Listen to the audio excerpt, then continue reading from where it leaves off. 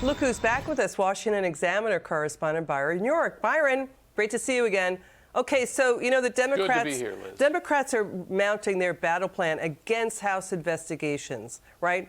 They're working behind the scenes to do what they can to stop them. Let's listen to Democrat Eric Swalwell's new plan to go against House Republicans. Watch this. I see it, frankly, Brad, as a 3D strategy of discredit them before they even are out of the gate. And there's enough to do that. You don't even have to make things up. They do it for you. Make sure, from the get, foundationally, it's clear that these guys have no credibility. And again, James Comer, somebody who voted, to deny, the outcome of the election, somebody who has stood up and defended General Flynn, one of the leading insurrectionists. He should come to the table with zero credibility. Okay, so Comer did vote to, certify the election. And later on in the same conversation, he appears to say the Hunter Biden laptop story is credible.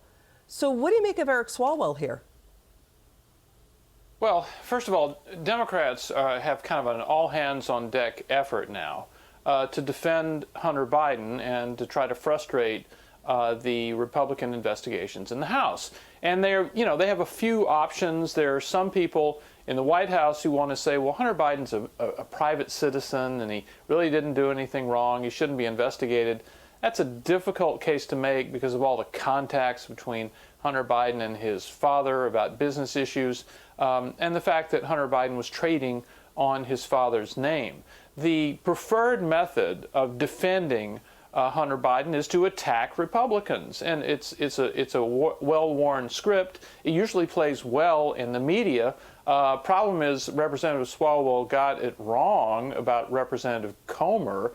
There were a lot of Republicans who voted not to certify some election results on January 6th, 2021, but James Comer was not one of them. Matter of fact, he specifically explained that he had read about the process and decided it was not the House's role to reject the certification. So we got Swalwell. He was just kicked off House Intelligence for his alleged relationship with an alleged Chinese spy. The FBI warned Congress about that. And then you have Democrats Adam Schiff and Senator Sheldon Whitehouse reportedly again pressuring Meta, the parent of Facebook, demanding answers to why they reinstated former President Trump both to Facebook and Instagram.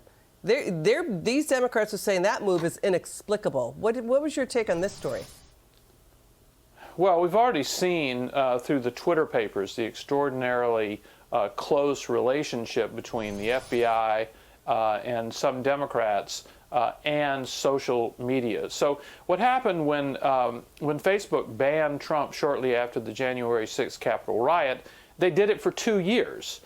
Meaning it was going to come up, the decision was going to come up for review in January of 2023. Well, here we are. Facebook says it's reviewed. It views the threat, whatever that is, that Trump poses as diminished, and it's going to have special safeguards about restoring Trump. So it seems to be kind of a careful decision in line with what Facebook has always said. But I think one of the things we've seen with Democrats and social media companies, whenever they've been angry at social media for example, in the Trump-Russia matter, is they kind of feel like social media companies should be on their side. Oftentimes they are, but not in this case. Got it. Byron York, that was terrific to hear from you. Thanks so much.